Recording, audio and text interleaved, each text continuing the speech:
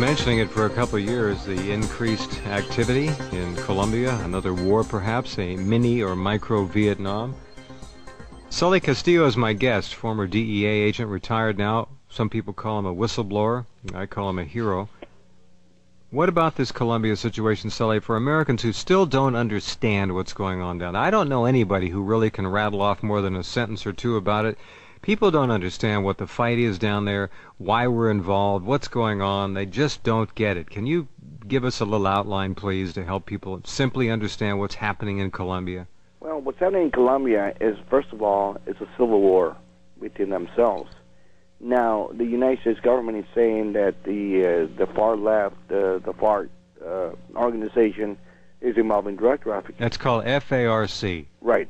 When in fact we've known that the government of Colombia has been heavily involved with the cartels for many years. Of course.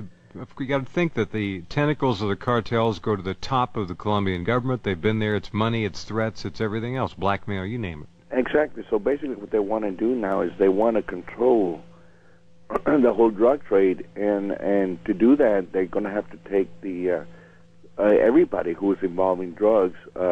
It's called the process of elimination. You know, you take over the organization and get involved with drugs. And like I stated before, when the dust is settled, you know, we're still going to have more drugs and more banks laundering money than when we started the war. So we're going in to support the government against the FARC, F-A-R-C. Right. We're doing our PR job and painting them out to be the cocaine evil warlords on the planet, when in point of fact, of course, the Colombian government proper in many ways is every bit as guilty. Exactly. Same old story. Bottom line, yeah. Same thing. How many Americans are down there now? Do we know approximately? We got a lot of thousands down there now? Yeah, we got thousands of them. We got a lot of mercenaries working down there. They worked down there before, and you know, they're all back working for as contract labor or contract assets, as they say, for the Central Intelligence Agency.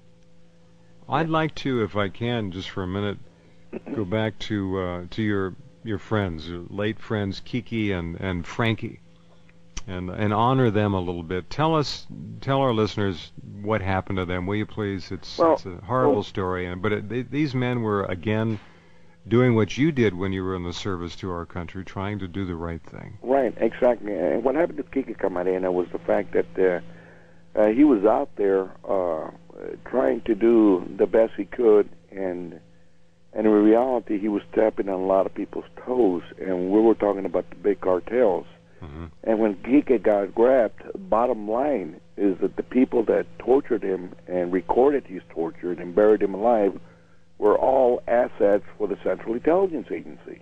They were working for the CIA. Oh, man. And that's why the CIA came up with the tapes on the torture. And they said, you know, and then the U.S. Customs closed the border. And they said, you know, you got to cuff up Kiki. We got to have him. You know, we're easy. And I remember in 1991 when I was in San Diego, California, I heard the tapes.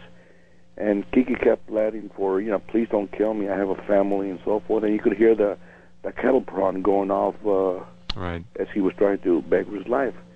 And that's what happened to Kiki. Kiki was just trying to do his job, and it was a casualty of war, as they say.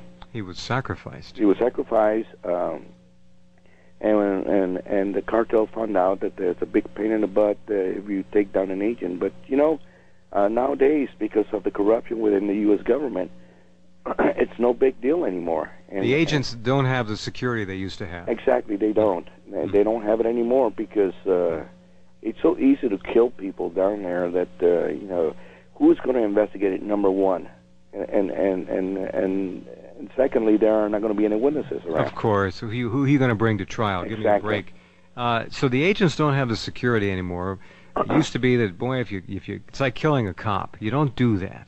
You're going to have a problem. Exactly. But they don't have that anymore going for them. So obviously many of the agents, Cele, if I'm not incorrect, are not going to push as hard as they might have in the past. Absolutely not, because it's not worth it. You know, a lot of them are down there because they choose to be number one because they put in for it. Number two is that they have a life, they have a family, they have careers, and they have mortgage to pay, so they're not going to go out there and put their lives on the line. Kiki was an example that was made also, and they'll never forget that. Now, what about Frankie?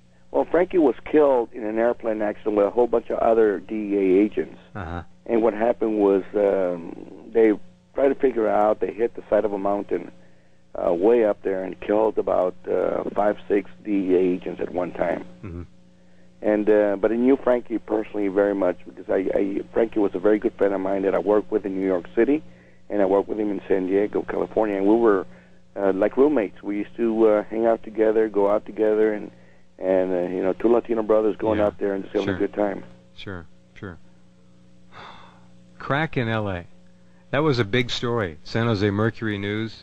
Gary Webb. It was Gary, wasn't it?